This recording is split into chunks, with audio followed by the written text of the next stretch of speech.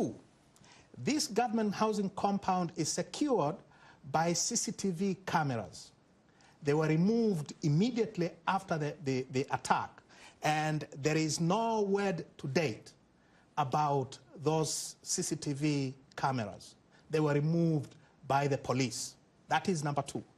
So no one knows what they show, because no one knows where they were taken to, because the police have never said a word about where they took the CCTV cameras from. Number 3, there has never been, to my understanding, and I know this because I speak to people. I speak to people in the government as well. No one has been interviewed. My neighbors, I lived in the same building with the Minister for Energy, Medad Kalemani, with the Permanent Secretary in the Ministry of Local Government, with the former Health Minister, Haji Mponda. Not a single one of my neighbors has been interviewed by the police. None of the people who took me to the hospital, my housemaid and the housemaid of the Deputy Speaker, when I was shot, they also shot all the cars that were, in the driveway. The tires were all flattened. So I was taken to hospital by the housemaid of the Speaker and my housemaid as well. None of them has been interviewed. I was in Nairobi together with my driver for 4 months. And during those 4 months, the Tanzanian police force they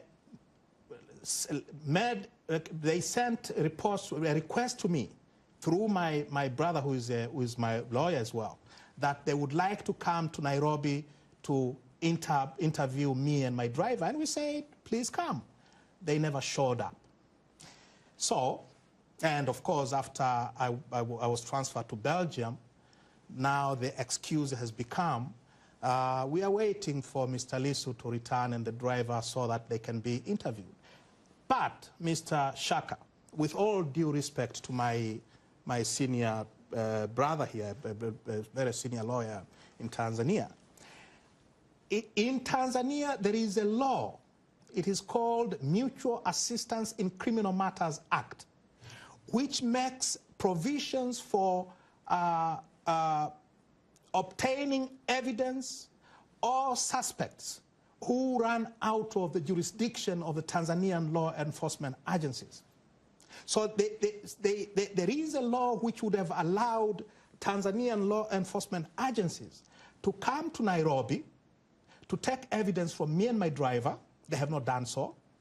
The same law would have allowed them to send police officers to Belgium, where I have been for the past 1 year. To date, they have not done so.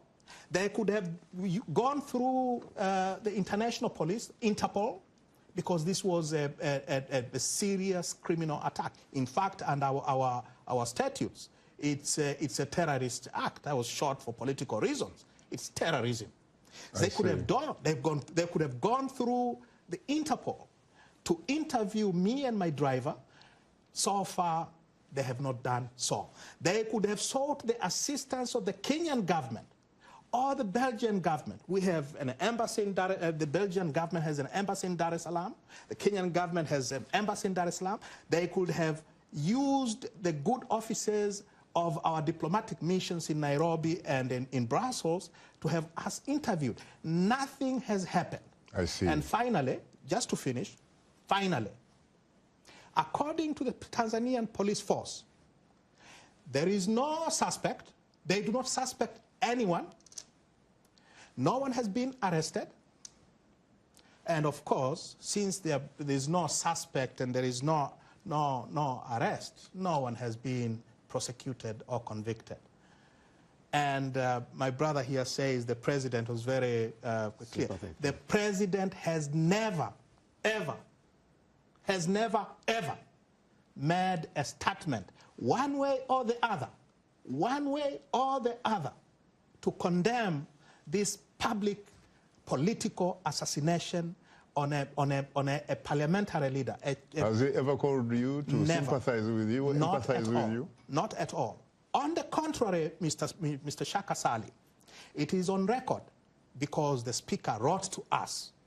There has been a huge dispute about my treatment Your treatment? My treatment. Who is paying the bills?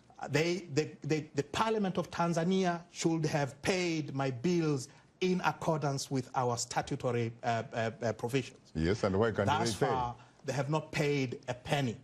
And according to the Speaker, in Parliament, as well as in writing to us, the Speaker has said Parliament cannot foot the bill for my medical treatment because, among other things, the President has not given his permission for money to be released for that purpose. Now, to finish, under our law, the President has no powers whatsoever when it comes to decisions on medical treatment of members of Parliament. Now, Tundu Lissu, yes. you have a country, yes, which, by all intents and purposes, is functioning very well. It has 3 branches of government. You have the executive, led by the president. You have the judiciary, which is led by the Chief Justice. And independent. You have the legislature, which is led by the Speaker yes. of the National Assembly. Yes. To what extent is the judiciary and the legislature independent of the executive?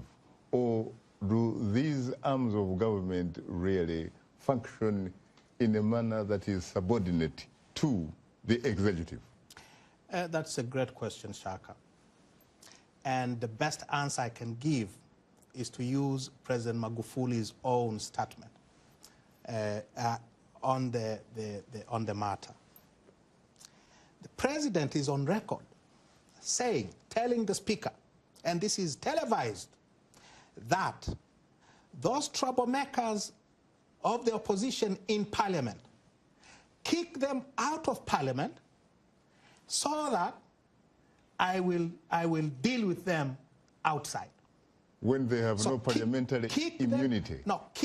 Chuck them out of Parliament and I will deal with them outside. I see. And I see. In the past 3 years, we have been kicked out of Parliament on numerous occasions, and the President has dealt with us heavily outside Parliament. Using the security forces?